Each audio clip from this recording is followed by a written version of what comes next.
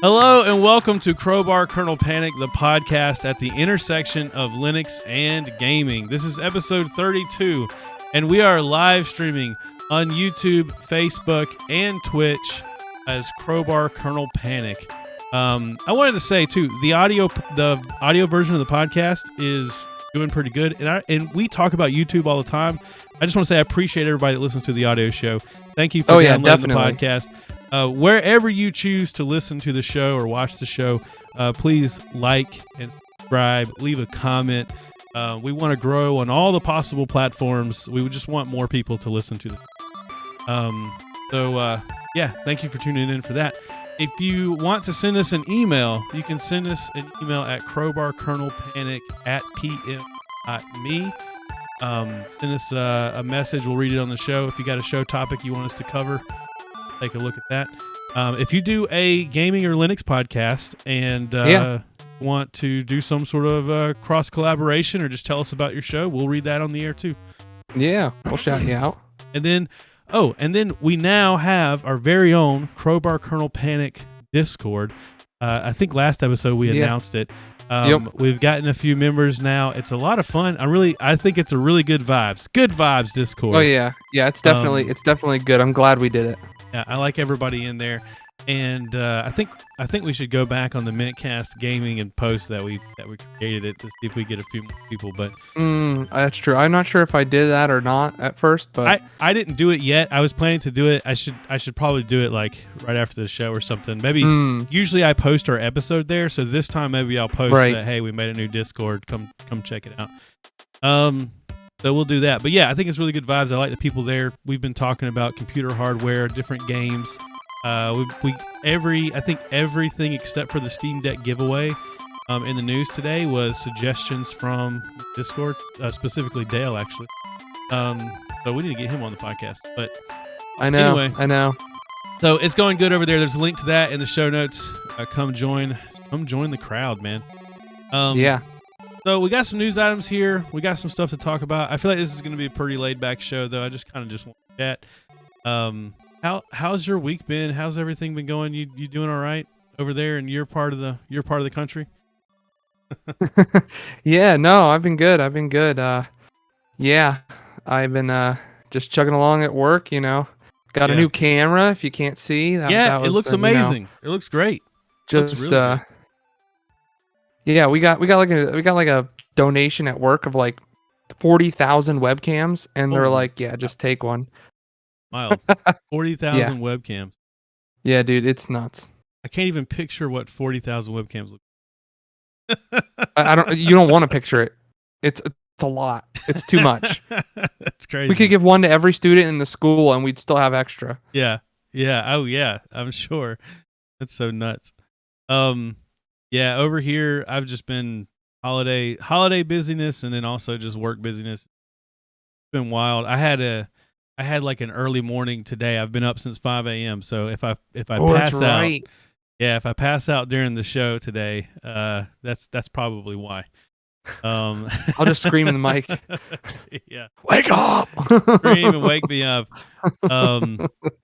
So I'll tell you what I have been stressed out about is Nvidia, Radeon, Arc. I've been looking at all the different graphics cards. I think this is the third show in a row that we've talked about graphics cards. But there's a lot of drama right now. There's a lot going on in the graphics card world. Our first news item today, Bo Rants About Linux and Graphics Cards podcast is exactly what this is. So this news story is music to my ears. Everybody get ready for the best news all week. I don't care what's going on in the world today. I don't care what's going on in your area. This is the best news you've ever heard. That is that scalpers are struggling to sell the 4080 graphics cards. Not only that, but they're being left holding the bag is the best part of this situation. Yes. So this is according to extremetech.com. Extremetech.com says It's time to bust out the tiny violin you've been saving for special occasions. It turns out the poor reception of the $1,200 RTX 4080 has resulted in some collateral damage. Scalpers are now stuck with loads of GPUs. It's apparently so bad that Newegg has stopped offering refunds for the cards, causing some scalpers to graciously offer the cards for MSRP. According to Moore's Law is dead, yada, yada, yada. So, first off, don't buy any of these graphics cards from these scalpers. Well, not even an MSRP. I guess if you have to, I guess if it's the only way you can get one, like Newegg sold out, everybody sold out, but that's not the case. All right, Micro Center, let me just say this. Yeah, nobody needs a 4080. Oh, that's 100% true. Yeah, that's 100% true. Anybody that needs one has one or can easily get one, but that's true. None of us need one. Exactly. No. So I would say do not pay scalper prices. Definitely don't pay scalper prices. But if you can avoid it, don't pay MSRP. I want these people to be stuck with these graphics cards. I want them to be sitting on piles and piles of graphics cards. Wouldn't it be funny if the shelf behind me was just full of 4080 graphics cards? But like, I want these people to be stuck with these things. So what happened, like, they thought that it was going to be the way the 30 series cards were, and everybody was just, it was going to be sold out everywhere. Yep. They probably already had their bots ready, and they just changed it to be the 4080, and that they were ready to go, and they just went when it came out. And so, I mean, I watched a video. I'll have to go back and find the video and post it on our show notes. And I forget the guy's name. I actually really like his channel a lot, so I wish I could say it, but I can't find it. I can't get it in the archive right now. So he was showing eBay. He was like looking at different eBays and showing telltale signs of scalpers. And like in some of them, there's like a picture of the graphics card, and then you can tell in the background there's like a stack of Nvidia boxes. So it's like you can tell that they have like 30 of these things, and they're trying to unload them to make their money back because now they're stuck with all these graphics cards. Newegg isn't returning them. And another thing is like sellers will say like card in hand, and it's like, well, why did you even need to tell me that? Like, what? I don't suspect that you're selling something on eBay that you don't really have, unless you say in hand in the description. Because now I'm kind of thinking maybe he doesn't have this in hand. You should have just not really said sell anything. It, you know. Right. And so this story is music to my ears because screw those guys, but also. The 40 series cards are not selling the way Nvidia thought they were. I mean, I don't know if we talked about last week that the sales were down or if that happened between now and then, but like no, that happened between now and then. They're not selling the way people thought they were. No. And it goes back to the rant that I had in the last episode that I was self-conscious about. No one wants a bigger and bigger, like, if you can't make a graphics card that's smaller than a toaster, then like the technology's not there, you know, like they keep they want to shove more RAM in these things, and they just get hotter. They just require more power. And it's just so you can get like 10 more gigs of RAM so you can run Minecraft on like a 24 gig graphics card or something stupid. And like a lot of the guys have been saying on YouTube, the 4080 is really a 4070 that is priced at a 4080. So like it's like why? Yeah. No, it's ridiculous. It's ridiculous. I mean, I just think if you can't make it in a reasonable size that takes a reasonable amount of power and produces a reasonable amount of heat, then it's the technology's not there. Redesign. It's not there. Quit trying to make it's never going to happen. It's like Intel trying to push 14 nanometer. You know, it's like we're going to go all out with 14 nanometer, and then, you know, it's like 500 watt power or CPUs are coming out, and you're like, what the heck's going on? Yeah. Meanwhile, people's power supplies are melting the power cord trying to power this thing in their computer. I mean, what do you mean my 500 watt power supply can't support my computer? It is absurd, man. So I'm so glad that the poachers, the graphics card poachers out there are getting stuck with these things. The only part that I sympathize with is I think that these people are kind of like it's almost like crypto, like what crypto has become. Like there's almost like a FOMO thing here. Like I think that there was people that saw scalpers making money selling the 30s. Oh yeah. And so they thought, well, I don't want to miss out on that. So whenever the 40s come up, I'm gonna invest. I'm gonna jump in now and try to, because it's going to pay off based on historical record. I can tell that it will pay off, and then it turns out not to, and they're stuck. And I don't know. Yeah, but so many people, even me included, have predicted that Nvidia put out the 40 series at the price it's at and how they did it to get rid of specifically the 30 series cards before they actually gave the regular price back to the 40 the 40 series. Yeah, if we predicted it, then any idiot should have saw it, right? I know, right? Well, at least for me, if I predicted, I mean, come on. I'm just some guy.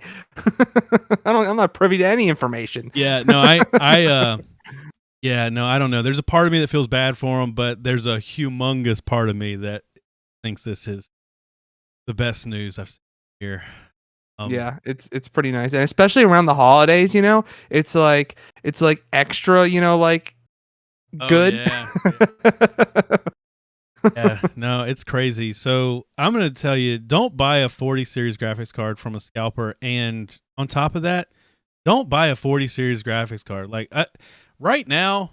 Yeah, I agree with you, dude. Right now, you could not get me to buy even I don't even want a 30 something.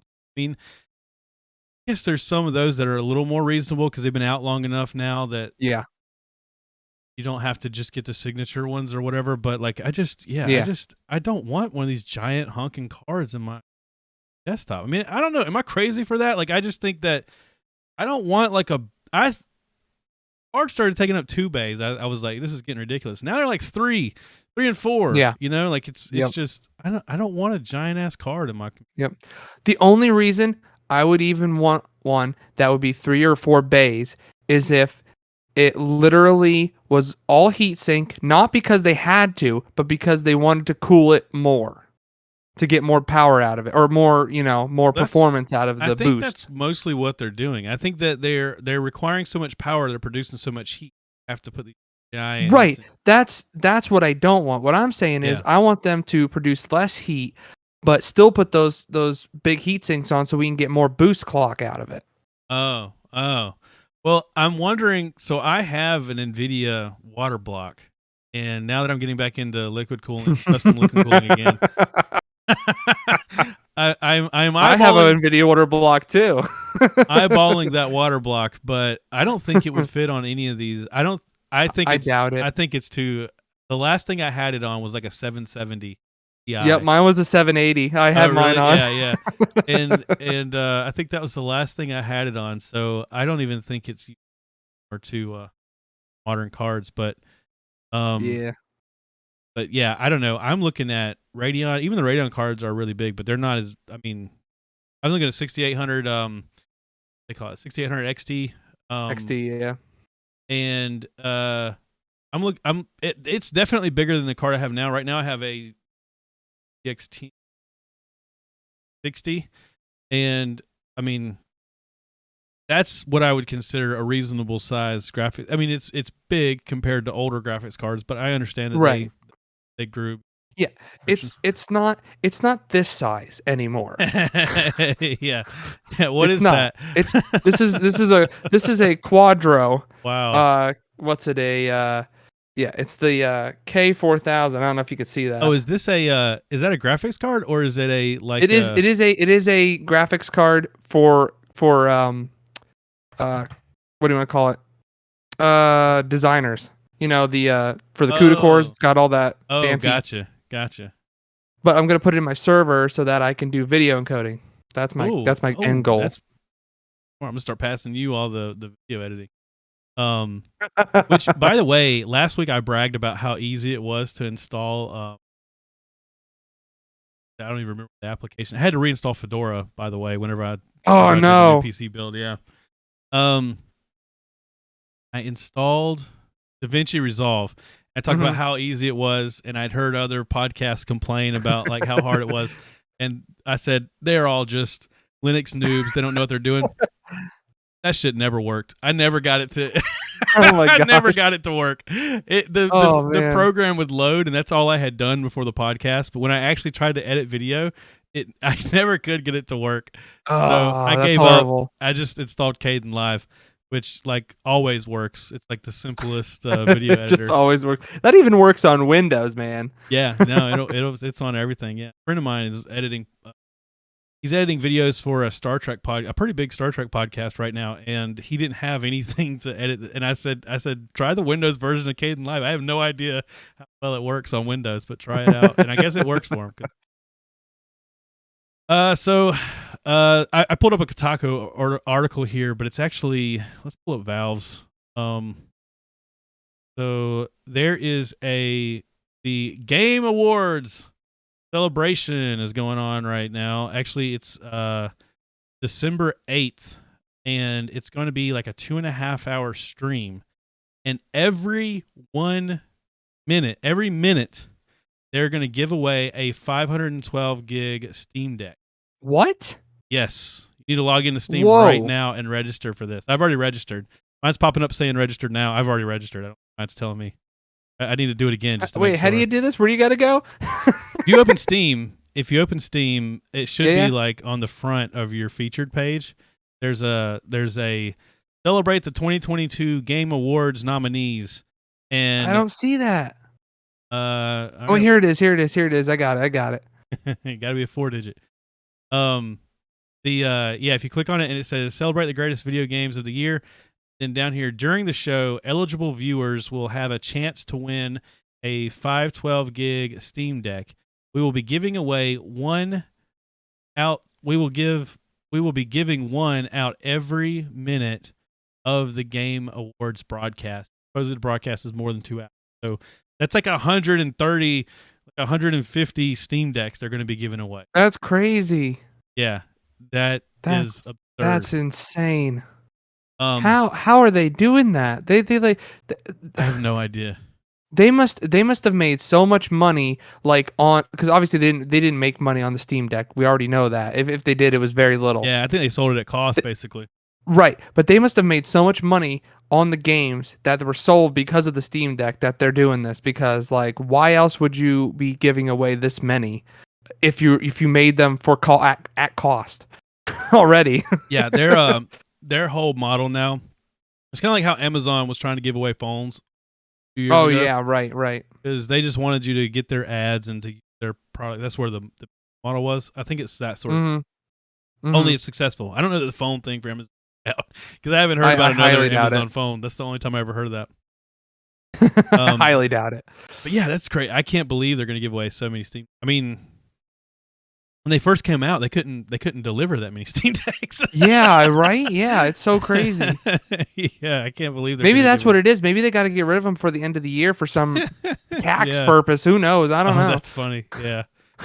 No, I don't know. They're just, I have always. I mean, our podcast is called Crowbar Kernel Panic. It's obviously a reference to Half-Life. I mean, other games too. It's not the only crowbar game, but I think most other games that use a crowbar is probably referencing Half-Life. That, yeah. And I mean, I've been a Valve fanboy for a long time, and so I mean, I don't want to say they can do no wrong, but yeah, right, this is an amazing thing. And I think as long as Gabe is part of it, I think it's going to be good. I think once he's gone, it's going to be, you never know. It's always like that with any, Oh yeah. leaving of a CEO or whatever. Yeah. Man, that's pretty cool though. Scrolling through some of the games they have featured in this fest. One I've heard, this Vampire Survivors. It doesn't look like a game I would play, but I've heard a lot of people talk about it recently. It's a lot of fun. Of course, you got Among Us. I have Among Us VR. But Stray is on here. I saw that. Yes. I said when we talked about it in the Discord. Oh, good. At least it's not any cheaper than when I bought it for. Yeah, I think I must have paid $30 for it. I thought it was $20. Maybe I don't know. Maybe I caught it on sale. I doubt it though. But anyway, you just recently started playing it, and Yeah. what do you think about it? How do you feel about Stray so far? So am I overhyping it, talking about how good it is? No. It's really good, and the amount of what am I trying to say? The way they captured the cat, like mannerisms, is absolutely spot on.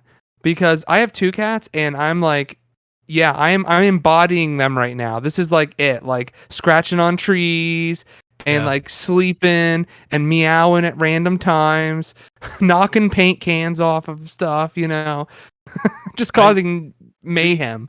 Our cat is always scratching on the doors at night. It's funny because my wife will go around and put stuff in front of the door so he can't. Oh yeah, she can't get the door.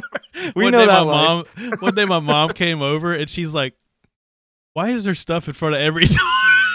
And we're like, "It's to keep the cat from scratching on the door." And the first time I played Stray, and you walk up to a door and then it gives you the option to scratch on the door. Scratch. And I was doing that. For a few minutes, and I told my wife, I was like, "This would be the game. This would be all our cat would do in the game. Would just be scratching on the door."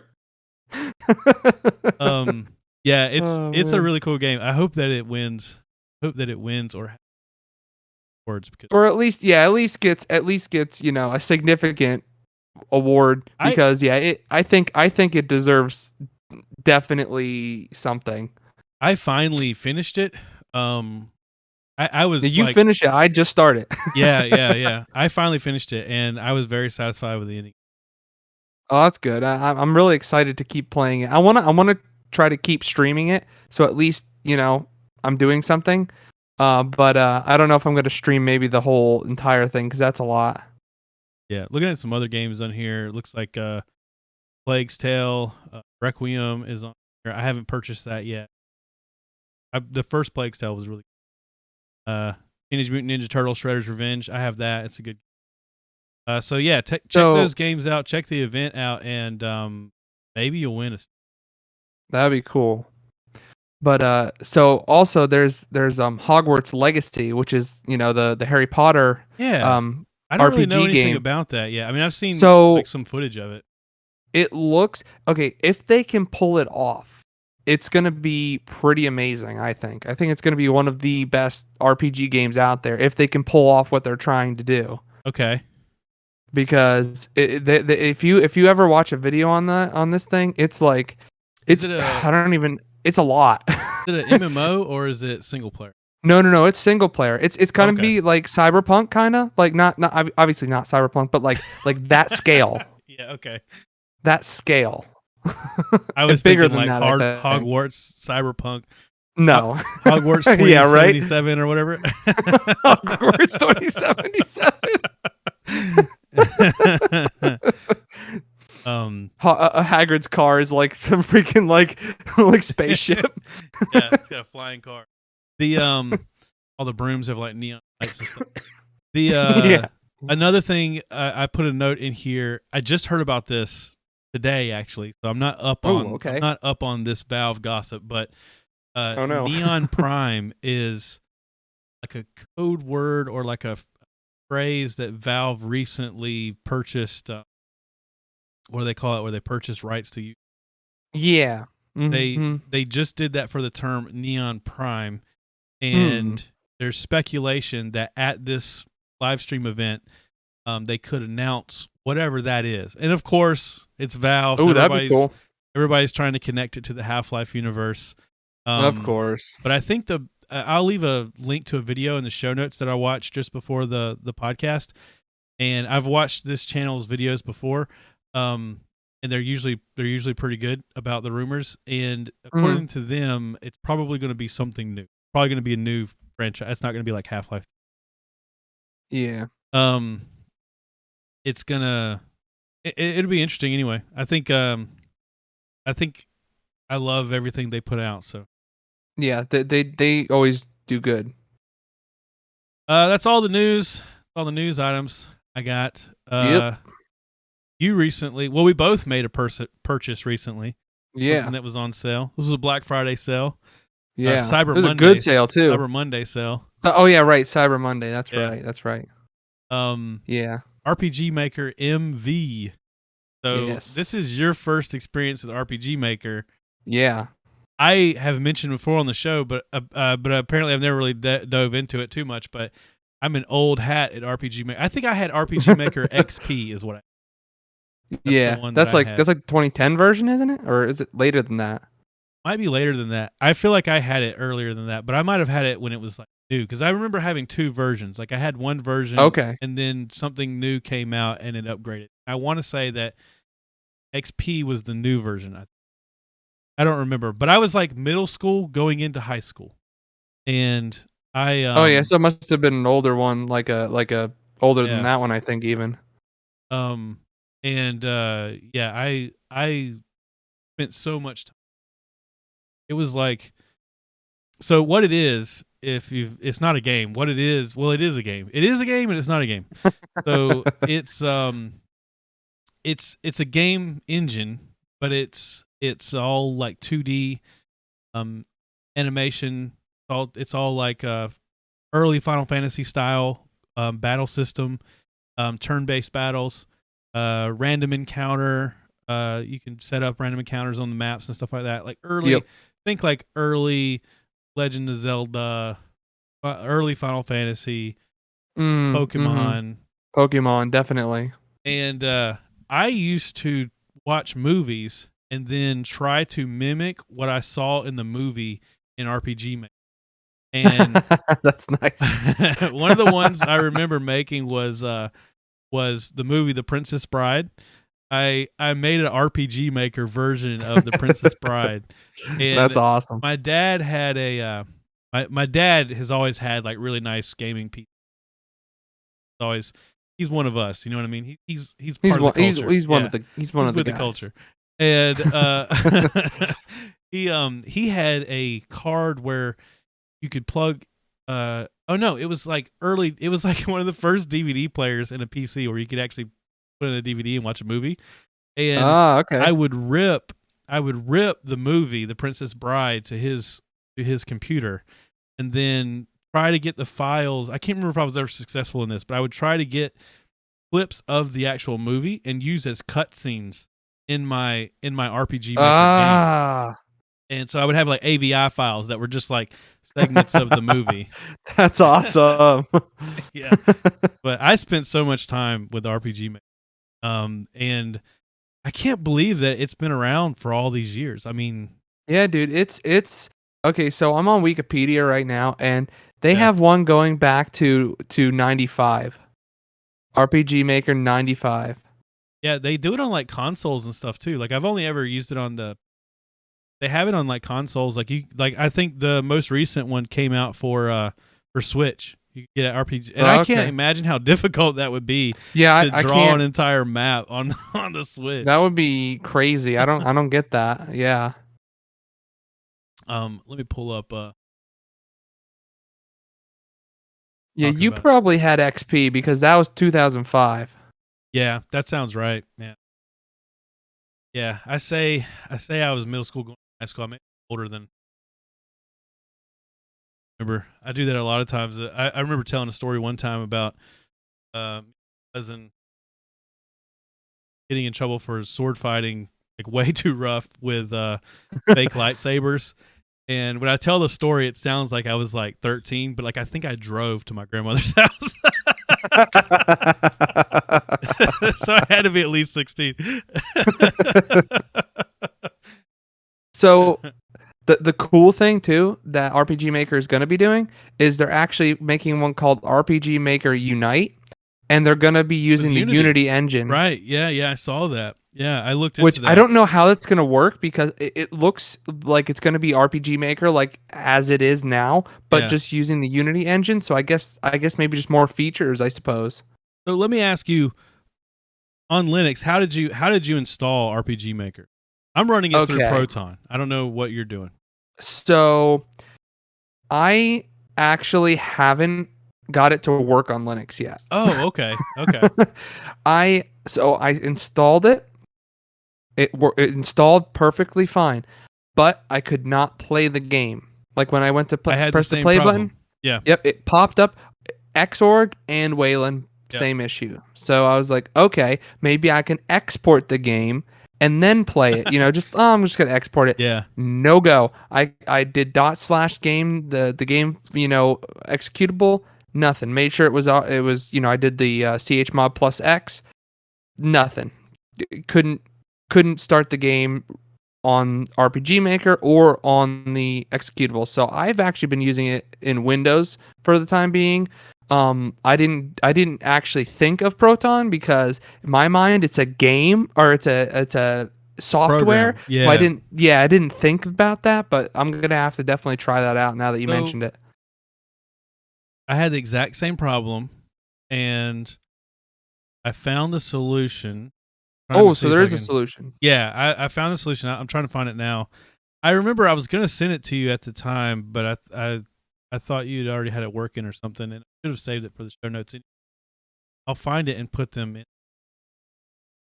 But you have to update the like Java application that runs the game. You have to install a newer version of it. And right, because it's all JavaScript. That's right. And once I did that, it worked fine. And to install it, basically all you have to do is download the files to your computer, and then you just copy and paste them into your RPG Maker Steam folder. Oh, okay. So it probably just needs to be the same version that you're using. Yeah, and then it worked fine after that. But I had the same problem, and I'm running it through Proton. Which it's really interesting. So like, because it's an application, not a game, but because it's installed through Steam, run it easily through Proton. I wonder what other applications would work that way. Would benefit that way. Yeah. I can't imagine. It works well. You're supposed to be able to use Proton for any game, even non-Steam games. Yeah. I personally don't know how that works. I haven't actually tried. I've only done it once. I've done it with Lutris. Yeah, because Lutris has an option to allow that, and that's super easy. But to actually play, like, let's say, like, for instance, Office, right? If you wanted to install that, like, how the heck would you do that? Yeah, I don't know how easy or how hard it would be with something like Office, but in the past, I did it with Final Fantasy 14, which I just recently started my account back. God knows why. I don't know why. I logged in and immediately you're addicted, man. Dude, I logged in and immediately said, "Why did I do this? Why did I do this? I don't feel like doing this." Oh man, but it's kind of like what's its face? Albion Online. Oh just log in, tend your farm, leave. I started to. After like literally the same night after I logged into Final Fantasy, then said, "Why did I even do this?" I literally said, "I might could install Albion," and then I said, "No, just stop yourself. Just stop yourself." No more MMOs. No more MMOs. No more MMOs. My life has been so much better since I started playing single player games again. I don't want to get back into the MMO thing. Just basically, I'm in a trance, farming carrots for 2 hours. Go to bed every single night. Have you? Where do you work? You're working on a game. Have you already decided like what kind of game you're going to make? So it's just like a, I don't know what you want to call it, like a gag game, but it's about my new job. Basically, it's about the university that I work at. So I'm kind of redesigning the whole university and everything. And like I'm gonna try to design like each one of our coworkers like in the game and like how they would respond to certain situations. And that's good. That's good. I like that. I one time, whenever I did an old like nerd culture podcast where we just talked about like nerdy stuff, and we go to Dragon Con every year. I still go to Dragon Con every year. It's my favorite. And I started to make, I actually even started building like Peachtree Center and stuff in RPG Maker. I wanted to make an RPG Maker version of downtown Atlanta. And if you've ever been to Dragon Con, you'll know how this works. Basically, you have like events and things you want to go to, but it's all spread out of downtown Atlanta. It's not like in one convention center. It's spread out. So like, okay, you got to go to the Marriott, and then at 2:00 I've got to go to America's Mart, and then at 3:00 I got to go to the Sheraton. You're running all over downtown Atlanta. Right. And I thought you could make an RPG game where you just have a list of things you want to go to at Dragon Con, and then the game is all about trying to get as many of those things done as you can in a certain amount of time. Right. But some things are going to overlap. You're going to want to go to two things there at the same time, and you got to make a decision. Maybe you get some kind of a reward or something. Like you get some kind of reward for going to these things, and so you have to decide which has the better reward. And then along the way, you have to battle cosplayers. So you get battles with all these different cosplayers. And maybe if because that's using a lot of because you'd have to use a lot of like real, like the Sheraton, the Marriott. You'd have to use all these places. So maybe you could do like it's not Dragon Con, it's Schmagon Con. Yeah. It's not the Sheraton, it's the Ferriton or something like that. Like you'd have to change everything so that it's not. It's not liable. I'm already on that. Even with my school, like I'm not using the actual names. I'm like kind of messing with the names and all. I know exactly what you mean. But yeah, no, it's been really fun, and I've literally been like learning like from scratch. Like I know nothing about it. Like all I know how to do now is basically paint the tiles on what I want and make doors. So I can go from place to place. That's it. That's all I know so far. I'm so tempted to start an RPG Maker game. I haven't done it. I'm sticking with my Unity game, but it does tempt me a lot. I looked into like what some successful RPG Maker games are. Oh yeah, I was just about to mention that. Yeah. There's some really awesome games. There's one I want to play, the one that's like To the Moon or something like that. To the Moon looks good, yeah. Yeah, that's like the best one. Like every list of good RPG Maker games has that one. Apparently it's that's either high up or the best, yeah. Then there's that Corpse Party one. That's another one really that's pretty famous high one up in the anime scene. Yeah, I had heard about that game and I didn't know it was the RPG Maker. I had no clue either. Yeah. There's another one. Oh man, I wish I could remember. It's like a fantasy one. Oh, man, I wish I could remember what it is. There was one I watched a video. This may be the same one you're talking about.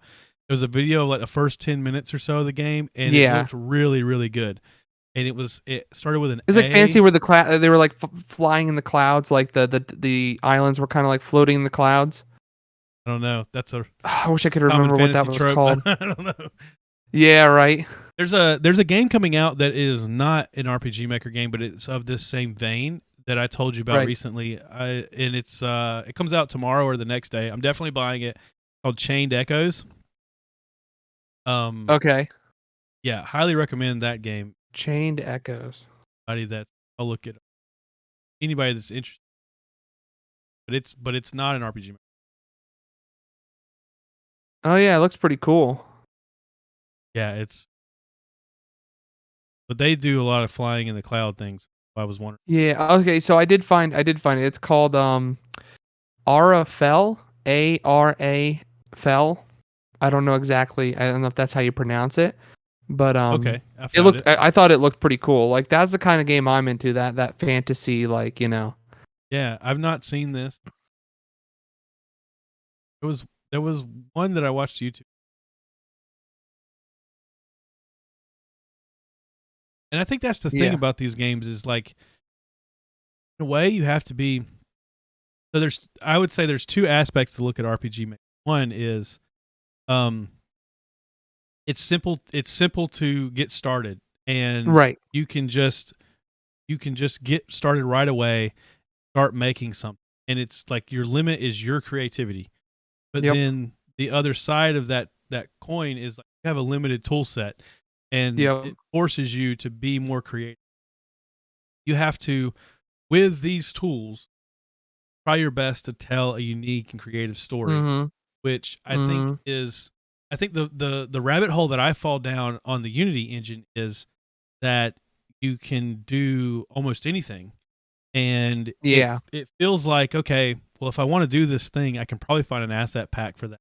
Then I can just throw money at it. I can just buy that asset pack. And then start making that game. But then in the middle of that, you're like, oh, but I could add in this extra feature, and then let's see if there's an asset pack for that. And then you just go through this whole thing, where and it ends up being like you never finish anything and you never really get started on anything because there's so many options. You know what I mean? Like your palette is way unlimited. And I think that I think that there's strengths and weaknesses in both scenarios. And I'm really tempted to work on RPG Maker because it is so nostalgic to me. Like it remind me of being a teenager again. Oh yeah, I don't doubt it would, because I can totally see this, because it would be it's probably the same feeling I get when I play like the old Pokemon games, like Gold, Silver, or Blue. Like I just go right back to like being like 15, 12, whatever, playing those games.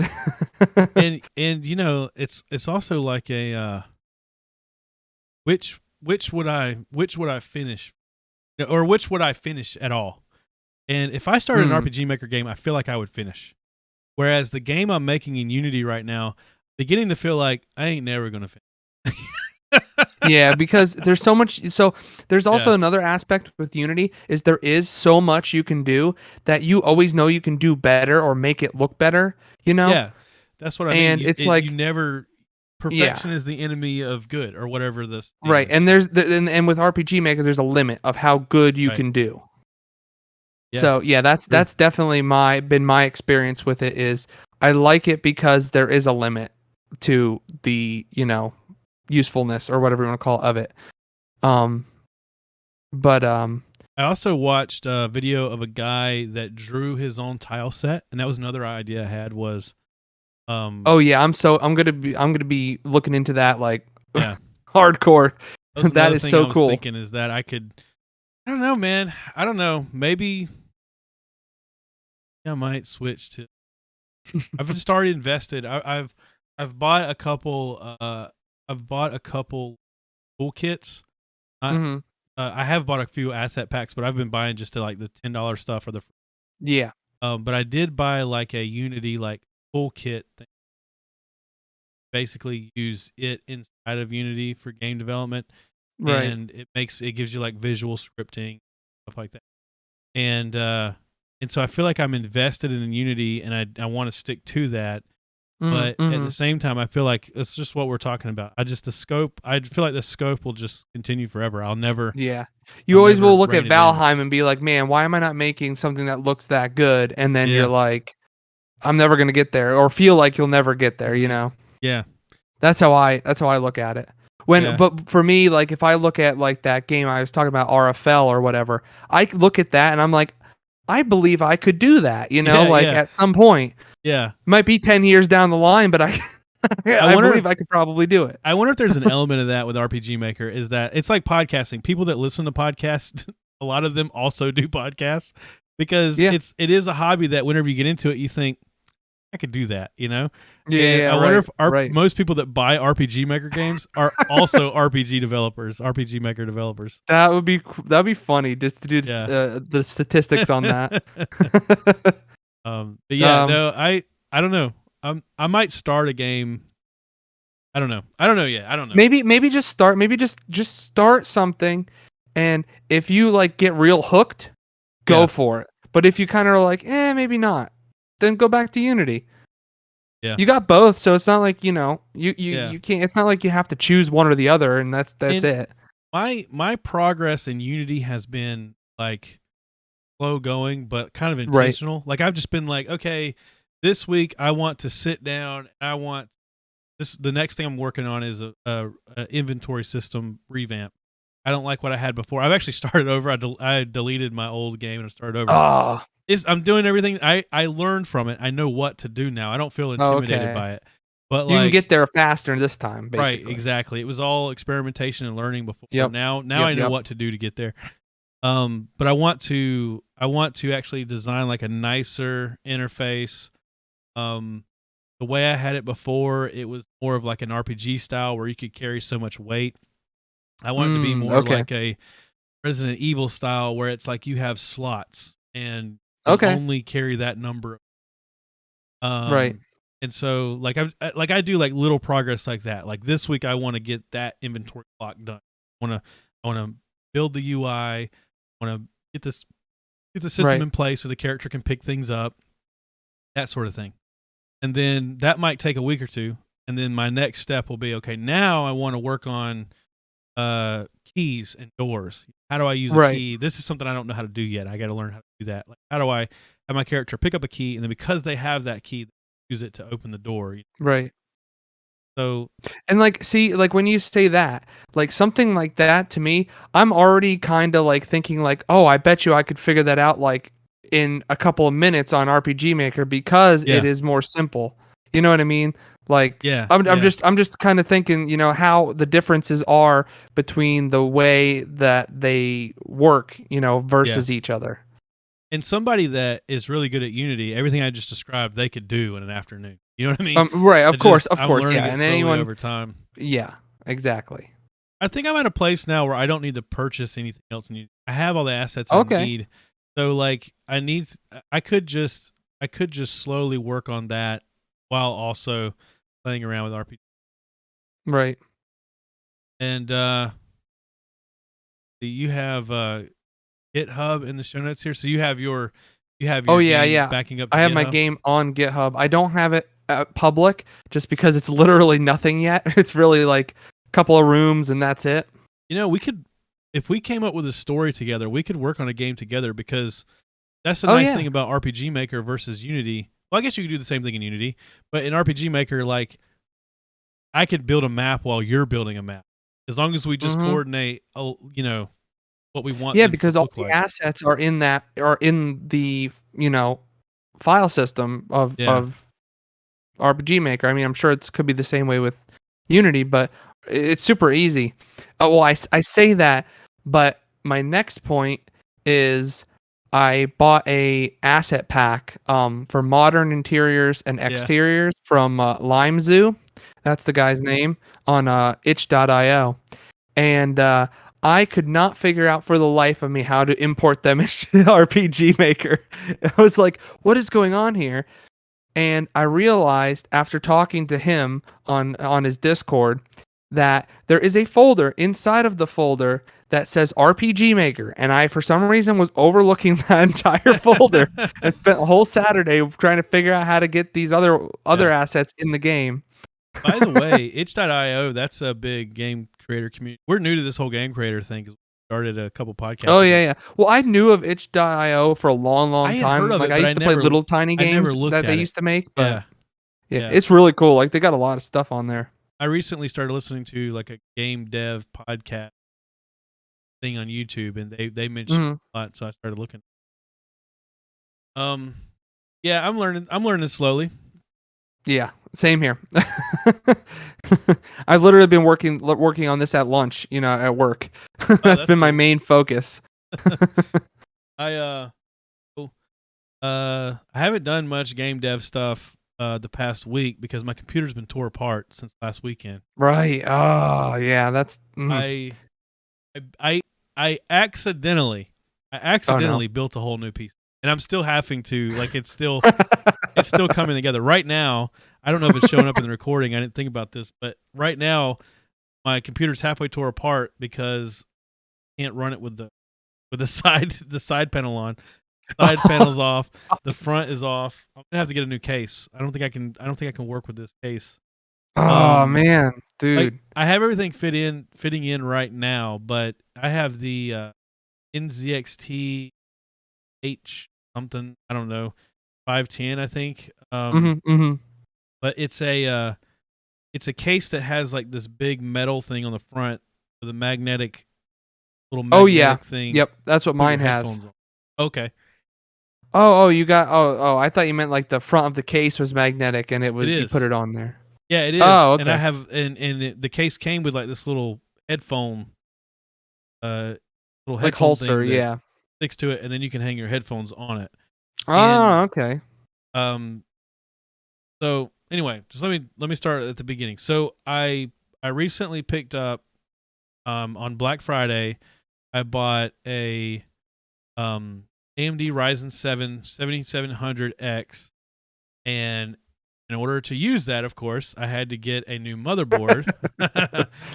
And I bought them together. The Black Friday deal was getting the Tough Gaming X670E plus Wi-Fi, which we covered during this live stream that I can't use the Wi-Fi because it kills the stream. Even though I have Wi-Fi 6, I don't know. So they came together in a Black Friday deal, so I jumped on that.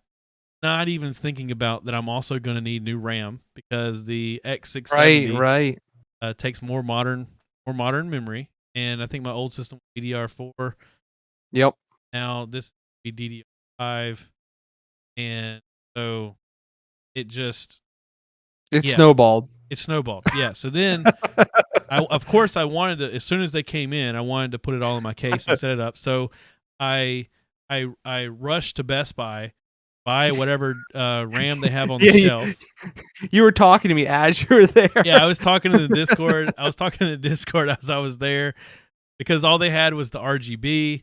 I had talked about on the last episode that I never want to buy RGB RAM. It just seems like a gimmick and you're to me. Forced to buy it now. And absolutely, it is a gimmick.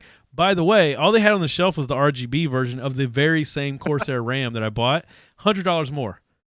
The big difference was the RGB, $100 more. Stupid. And that's all they had in stock. Even though online it said they had the one I was looking for in stock, and it And I used to work at Best Buy. I used to work at this particular Best Buy. And I know that whenever, all right, I'm just going to spill the beans right here. It may be different today, but this is the way it was when I was there. When I worked at Geek Squad, we would get RAM off the shelf for someone's computer. So you bring your computer in, it's under warranty, it's got bad RAM. We're not going to send it to a service. Well, they might today, but back in my day, we're not going to send it to a service center. We're just going to go to the shelf, pick up a pack of RAM, and you're supposed to zero it out in the register and then put the RAM in the computer. And then whenever the customer comes in and picks it up, there's a way you can ring it up where it takes the RAM out of the. And they know. Yeah. The problem is that if you wait till the customer comes in, there's this gap of time where you have gotten RAM off the shelf that is still in inventory, but yet the customer hasn't come in and gotten it. So notoriously, RAM stock counts on the website are just, can't trust it. And so whenever they said they only had one, I go and I don't see it on the shelf, I automatically thought, this is me getting my own comeuppance. Like this is this is karma coming back on me because I used to do this. And so this RAM is probably long gone. It's sitting on the shelf waiting on a customer to pick up their computer. Or DDR6 RAM. I'm getting old. I don't even remember. But the chances of a customer coming in with that modern of RAM is also pretty slim. So I was kind of on the fence about whether it was really there. Well, sure enough, they eventually found it. They gave it to me. But I thought for a while I was going to end up with RGB RAM and ask if they give me a discount or something. You could make fun of me on the show about how I have rainbow RAM. But luckily I got the normal. Crisis averted. There's like this episode. There's like a big glare. Like that's what I was about to say. Yeah, Bo, why is your face different colors this week? Yeah. So I got that, put it all together, started my computer up. On the last podcast, we talked about how if you have an AM5 CPU, you can't use some AM4 coolers. So luckily, in the way is that if your cooler has a back plate, like you replace the back plate on the motherboard with your own, then you can't use that cooler unless it has a non-back plate option. You can't replace the back plate on an AM5 motherboard. And so luckily my cooler was good, but it was kind of suspect. The way it went together, I was worried that there would be like a little bit of a gap between the surface of the cooler and the surface of the CPU. I think this was all in my head. I don't think there actually was a gap, but I just was paranoid because the way it went together, it didn't fit exactly right, and I knew that this was made for AM5, and I think I just couldn't get it. I think I just psyched myself out. I couldn't get it out of my head. What I researched online about that is if it's a CPU cooler that has the plastic pieces that go on the motherboard and have the little hooks, the clamps, they work. They work on AM5. But the ones that have to bolt in do not. I don't know. I was suspicious about mine, so I don't want to say for sure. I don't want to say for sure. But based on just watching Jay's 2 cents videos, I believe. Yeah, that's what I was watching. I believe that you're right about the clamps, but I feel like if you don't replace the back plate and it's just the screw ends, I feel like they will work because the problem with the new 7 series AM5s is that they had to make the plate on top of the CPU thicker. So and they did it's like that 2 millimeters, something like that. Yeah, and which in CPU terms, that's pretty thick, you know? That's a lot. Yeah. And the CPUs run pretty hot. Like right now, so I'm doing a lot right now, but I'm at 47 degrees Celsius. I don't exactly know how to read this I'm using P sensor. But it says my overall temp right now is at 60 degrees Celsius. And I'm liquid cooling right now. Like custom liquid cooling.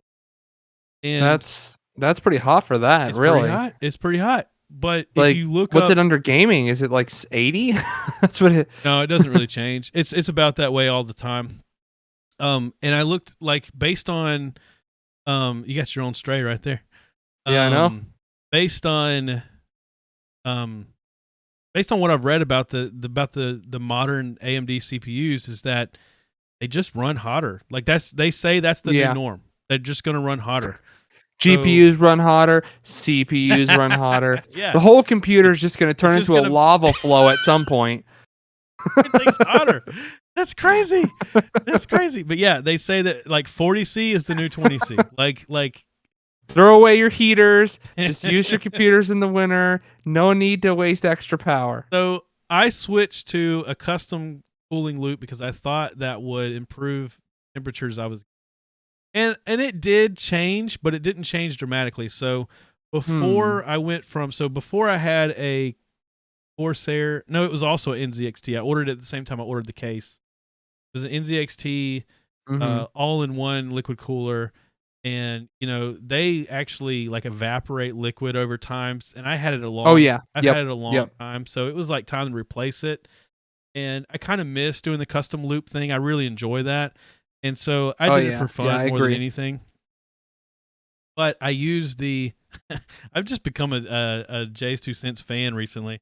I used the Jay's 2 Cents water cooling block because in the video where he discussed this topic, he confirmed that it worked on the AM5.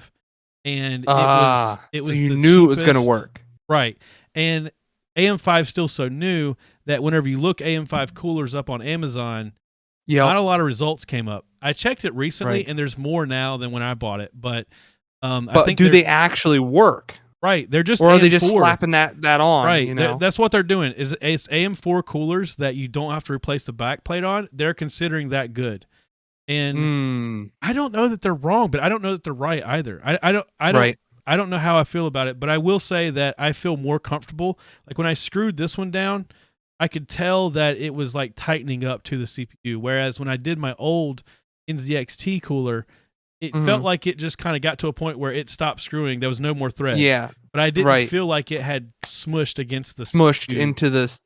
Yeah. But that has to be made within a certain margin, or otherwise they wouldn't have needed to thicken up the CPU. You see what I mean?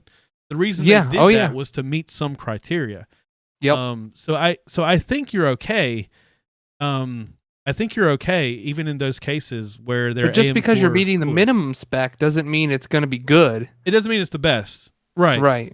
Yeah. See, that's my problem. I can't stand minimum specs because I'm like, that is like the bare minimum. You're teetering on the edge of insanity situation. You know, I want it to be the best it can be. I think that's kind of where I was. So before I made the swap from the all-in-one to now the custom loop, all-in-one, I was still idling at about 40C, 47C.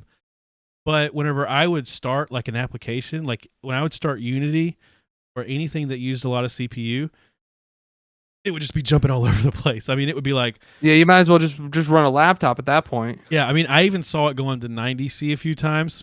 That's crazy. And that's like the limit. Like it won't let it go higher than that. Like under normal circumstances. Once it gets up to that high, it starts doing the voltage throttling. The throttling. Back down.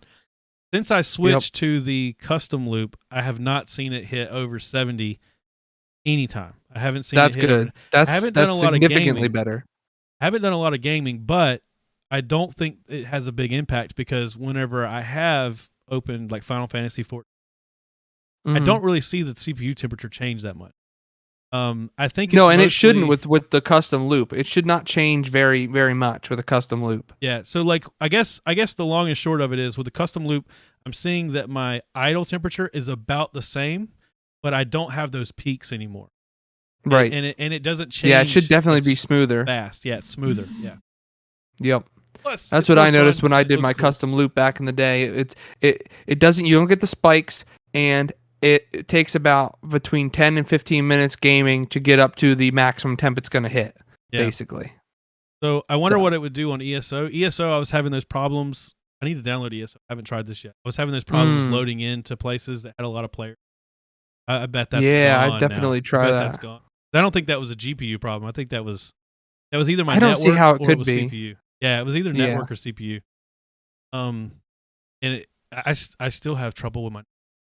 No, you know what? It must be the CPU issue, because my my desktop has the 5800X in it, and it's got a 1650 Super, which is way less powerful than your graphics card, and it actually can play ESO fine.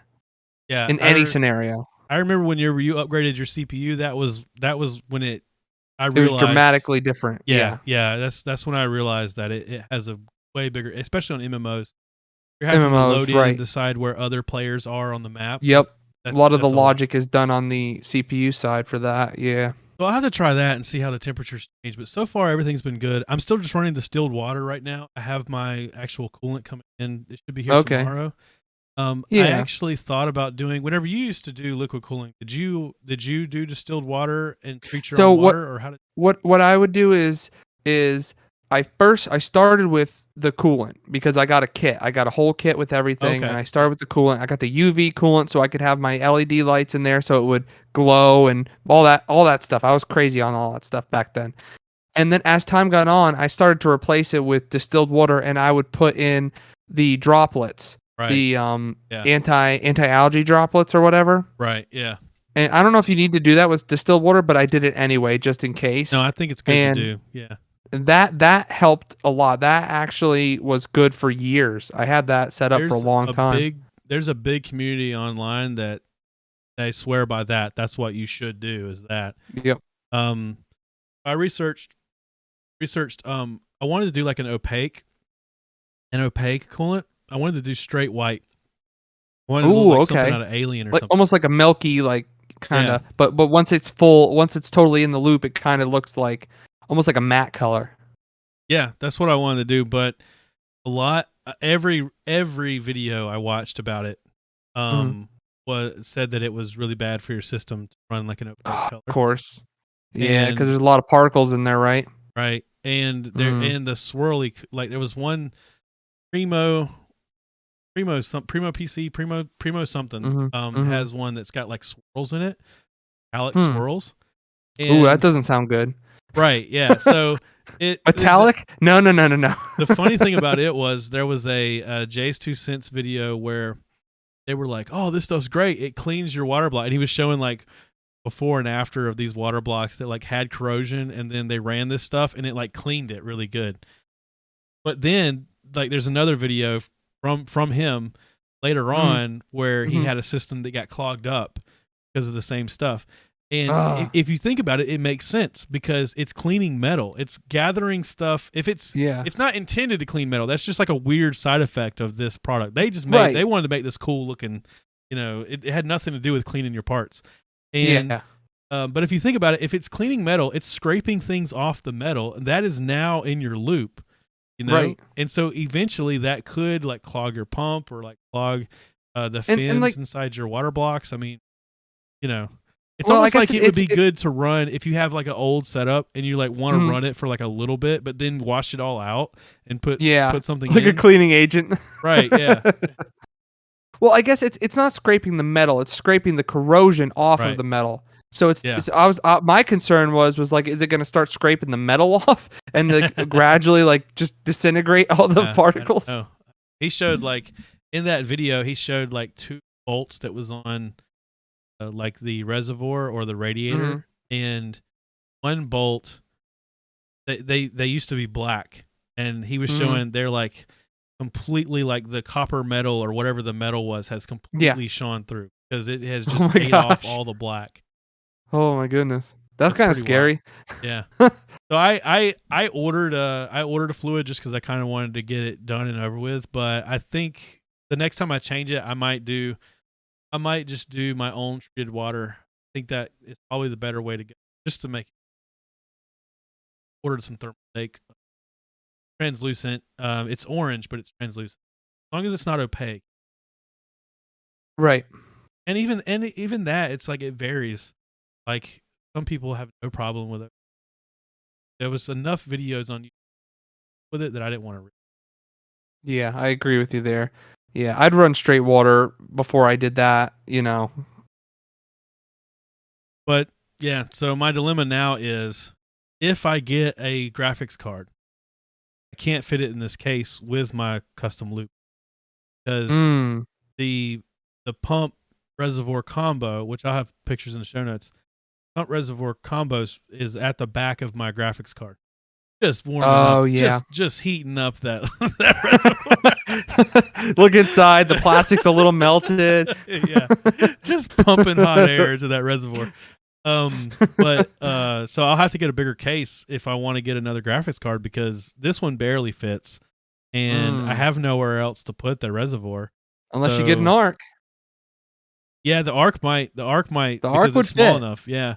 Well, recently Phoronix did some testing. It was comparing the Radeon modern Radeon cards to modern Nvidia cards. And the Nvidia cards all came out ahead, but the Radeon was not far behind. I say it's close enough and priced more reasonably and is a much smaller card. I'm buying a Radeon card. But he also had the arcs on the list at the very bottom. They were dramatically not as the Radeons. But these are comparing top tier cards. These are not comparing another 12 Oh gig yeah, card. they can't. You can't do that. Yeah. Yeah. Right. Exactly. Yeah. Because ARC is nowhere near that yet. I mean, they haven't released gigs. one. I think the 770 is 12 gigs. It's not 16. I think it's 12. So I'm confused because as far as I was concerned, the 770 was 8 gigs, and then the 770 limited was 16 gigs. 16 gigs. I think the 750. That's what I was under the impression of. You are right that it is 16, not 12. I was wrong. But it's just the 770. I think the 750 is the one you're. This is why I'm so confused because when I was hearing it, they were saying the limited versus the non-limited, and it was the 770. Then there was also a 750, and that one's got like 6 gigs or something like that. 750. Don't know. All right, let's just look up 770 versus 770. Yeah, because that's what I was hearing. Because everyone was all concerned, it's like, oh, it's limited. We're not going to be able to get them. And it's like, no, that's not what it means.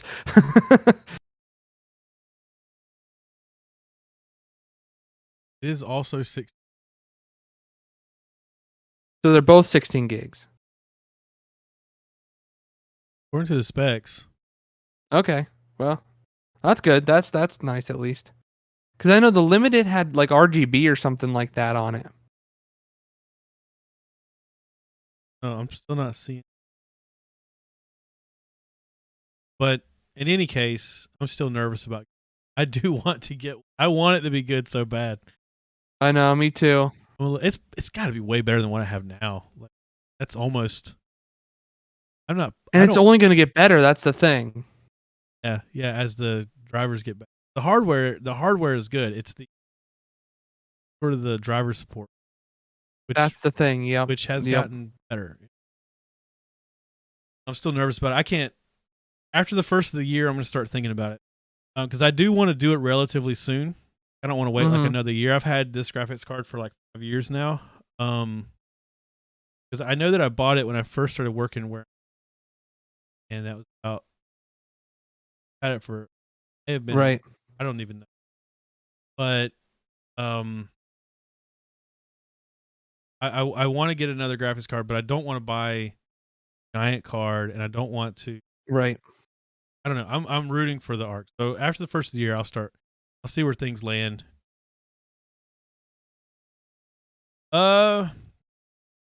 You want to talk about the Oh yeah. Anbernic? Anbernic. Yeah. So get out of here for this week. Yeah, my friend he sent me his old it's a little retro gaming handset. You can't, I don't know if you can see the screen. It's What if Yeah, go ahead. But so yeah, it's just basically like a little Game Boy, except for it's shaped like a Steam Deck. Yeah. If you're on the podcast, that's all how I can describe it, basically. So it's an emulator, right? Like you're running a it's just a little emulator. Yep. What is it running on there? So it's got a like custom RetroArch. Okay. So the reason why I know it's RetroArch is because when I exit a game, it backs out into regular RetroArch. Like I can see that it's the way it would be, and then you could probably put whatever you want to on there, right? Yes, and my friend Mike that was here, a couple of podcasts ago, he is gonna set me. Well, he already set me up with how to put a better software onto this, a better OS basically onto it. And the thing is, you got to go inside of the back here. You got to take out these 4 screws, and there's an SD card on the inside that you load the operating system onto. Okay. And then there's an SD card here at the bottom. I don't know if you can see that or not. That that's where you load all your games on. So I'm still trying to figure that out, when I'm going to do that. But I mean the stock OS is not too bad. It's just it definitely could be improved upon. I did RetroArch once. That was like the first like game emulator. And I really didn't know much about it back then. Yeah. Well, I mean, so I was actually playing Dreamcast on this thing. Oh, that's which cool. I was like totally shocked that it even played it. They're famously hard to the sound. Yeah. Yeah. The sound and the frame rate is slightly a little, you can tell it's a little messed up, but it was smooth enough that I could play it. Like I could actually get through a whole game. So I thought that was pretty cool. The only thing this one won't emulate because of the 2-screen requirement is DS games. Oh, right. Yeah. That's the only problem. But it plays pretty much everything else. I mean, Game Boy Color, Nintendo, Super Nintendo, PlayStation and PlayStation 2? PlayStation 2, yeah. That's my jam, man. Yeah, it's got here. Yeah, here's PlayStation. I got let's see here. Dino Crisis 2. You like 2? That's so crazy. Dino Crisis is. I don't have Dino Crisis 1 is not on here. I formatted my computer since then, but I could easily get it for you. I got Final Fantasy, the original, like the first Final Fantasy. Yeah. There's a ton of games on here. There's like hundreds of games on this thing. PSP games that can emulate too, which is pretty nice. Yeah, that's cool. It's a good form factor. Yeah, it really is. It's really a nice. The reason why I can't see the screen, it looks like it's the sun, is because you can't turn the brightness down that I can find. So that's one thing I got to figure out with the new OS when I get that.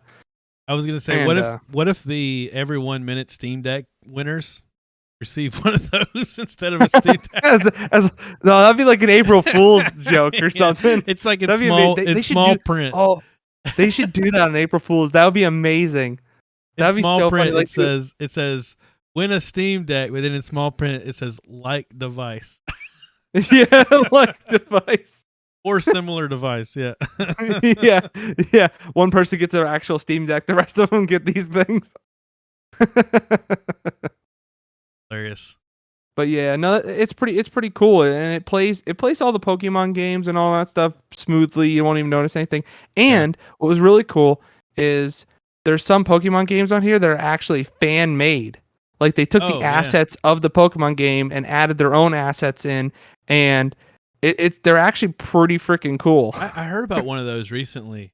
I don't remember the details now to talk about it, but I watched a YouTube video of a guy that was reviewing a fan made Pokemon, which is crazy that there's like a community of people that do. Yeah, yeah. Well, the thing was, I was looking through the games and I was like, I never heard of this blue ocean version of Pokemon. What's going on here? And I open it up and it sounds like Fire Red, looks like Fire Red, but then like Blastoise comes out and I'm like, that sounds weird. And then I get into the game and it's like in the name Pokemon, there's like a $sign in the middle of the word Pokemon. So I'm like, copyright.